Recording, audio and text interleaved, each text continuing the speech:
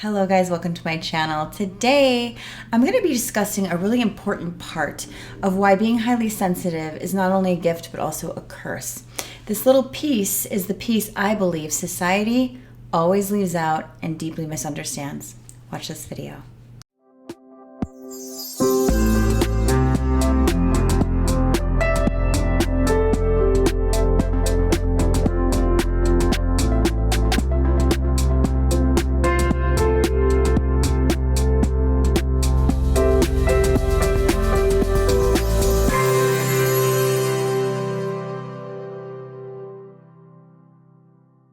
Hello guys, welcome to my channel. If you're new, please click the little subscribe button and the bell to receive notifications when I release new videos.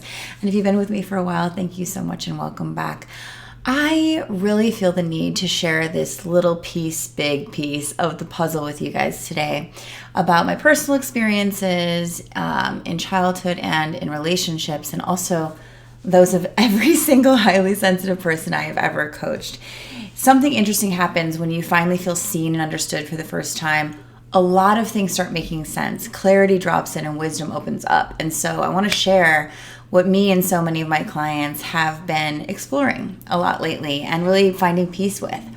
And one of the things I can share, this is kind of an excerpt from my book that I'm releasing later this year, but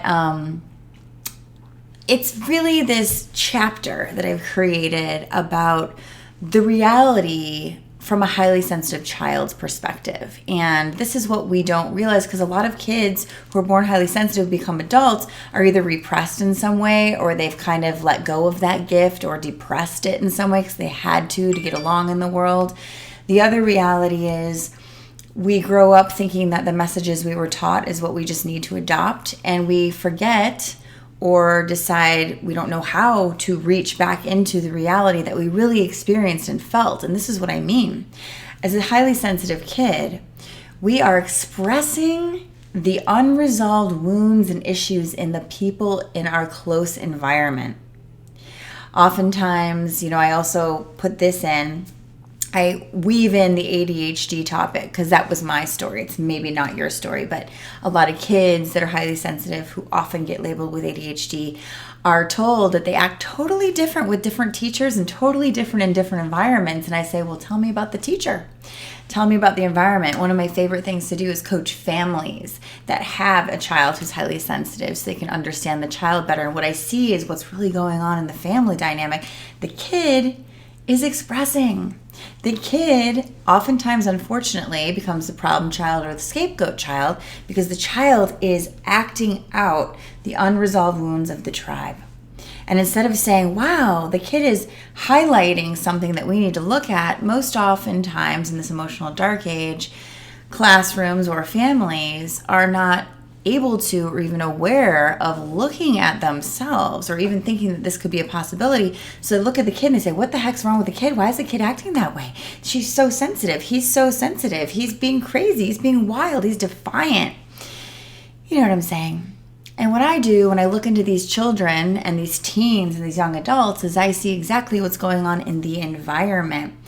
See, highly sensitive kids and people tend to lack the emotional, or let me say energetic boundary, where this is yours and this is mine.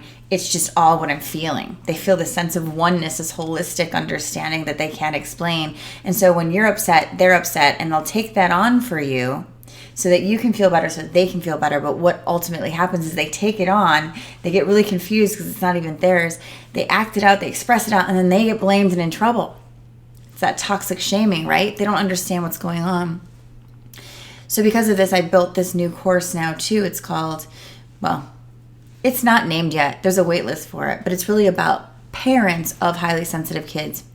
We need to understand it better so that instead of blaming and being confused as parents and just trying to help the kid or fix the kid, we can say, what's the collective? What's really going on? What is he or she really expressing?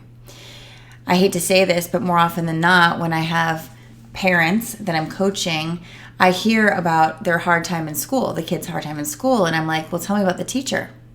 The kid actually hates that teacher. Okay, tell me why you don't like that teacher. Well, she's mean. She treats me different. She does these things. She says these things and then does the other.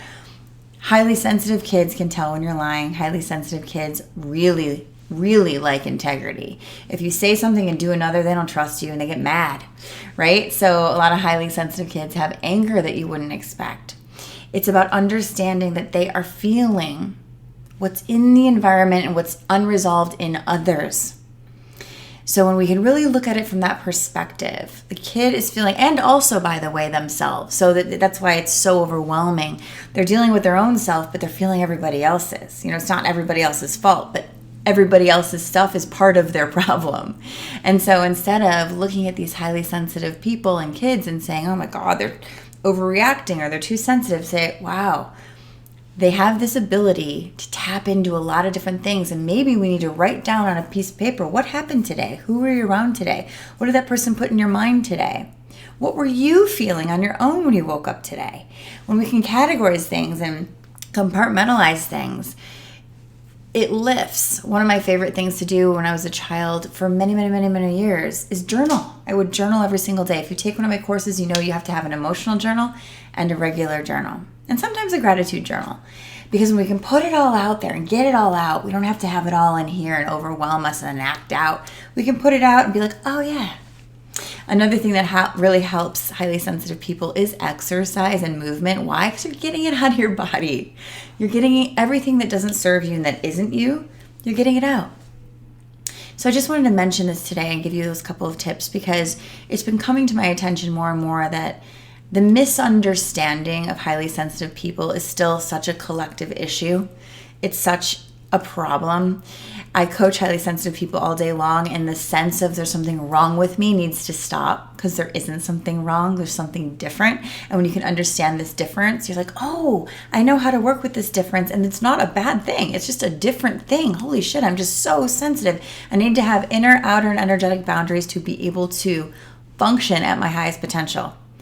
Also, something I should mention is my Boundaries Bootcamp course is going to be launching very, very soon. And you may want to check that out if you're an HSP or the parent or the partner of an HSP.